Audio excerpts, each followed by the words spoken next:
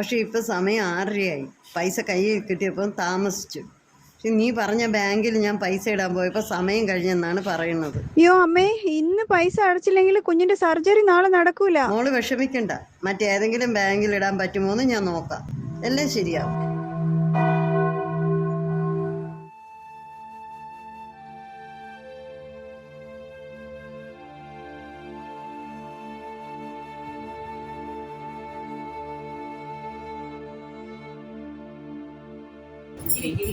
മോള്, എൻ്റെ മകളുടെ മൂത്ത കുഞ്ഞങ്ങ് വലിയൊരു ആശുപത്രിയിലാണ്.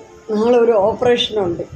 അപ്പോൾ എൻ്റെ മോളുടെ അക്കൗണ്ടിൽ കുറച്ച് പൈസ ഇടണമായിരുന്നു. എൻ്റെ കയ്യിൽ പൈസ കിട്ടിയപ്പോൾ ഒരുപാട് താമസിച്ചു. അവൾ പറഞ്ഞ ബാങ്കിൽ ഞാൻ പൈസ ഇടാൻ പോയപ്പോൾ അവൻ സമയം കഴിഞ്ഞു എന്നാണ് പറയുന്നത്. ഞാൻ 5 മണി മുതൽ എല്ലാ ബാങ്കിലും കയറി ഇറങ്ങിയാണ്. അവരെല്ലാം സമയം കഴിഞ്ഞു എന്ന് പറയുന്നു. ഇവിടെയെങ്കിലും എനിക്ക് അടയ്ക്കാൻ പറ്റുമോ മാഡം? ഇല്ല, വിഷമിക്കണ്ട.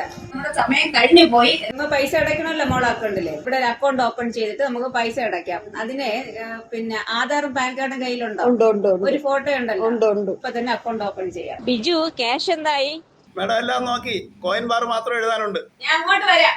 നമുക്ക് അക്കൗണ്ട് ഓപ്പൺ ചെയ്യാനായിട്ട് സ്കാൻ ചെയ്യാം. ഞാൻ അന്നേരം കൊണ്ട് ID ക്രിയേറ്റ് ചെയ്യാം.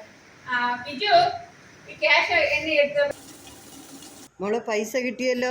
കേരള ബാങ്കിന്റെ പഞ്ചൂരുള്ള മോർണിംഗ് ആൻഡ് ഈവനിങ് ബ്രാഞ്ചാണ് നമ്മളെ സഹായിച്ചത്. മൊബൈൽ ആപ്പ് വഴിയാണ് പൈസ അയച്ചത്. മോള് പോയി ഡോക്ടറെ കാണും. ക്യാഷ് എല്ലാം ട്രാൻസ്ഫർ എല്ലാം ചെയ്തല്ലോ. അപ്പൊ ഇതാണ് ഞങ്ങളുടെ പാസ്ബുക്ക്. ഇതിൽ എല്ലാ പ്രോഡക്റ്റുകളെ കുറിച്ചിട്ടുണ്ട്. അപ്പൊ മോളുമായിട്ട് എല്ലാം നോക്കി വരിക.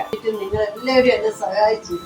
എനിക്ക് സന്തോഷമായി, എന്റെ മനസ്സ് നിറഞ്ഞു. അവസാനം എത്തുന്ന ഇടപാടുകാരനെയും ആദ്യത്തെ അതിഥിയായി സേവിക്കുക എന്നതാണ് കേരള ബാങ്കിന്റെ രീതി. അവസാനത്തെ ഇടപാടുകാരനെയും ആദ്യത്തെ അതിഥിയായി സേവിക്കുന്ന കേരളത്തിന്റെ സ്വന്തം ബാങ്ക് കേരള ബാങ്ക്.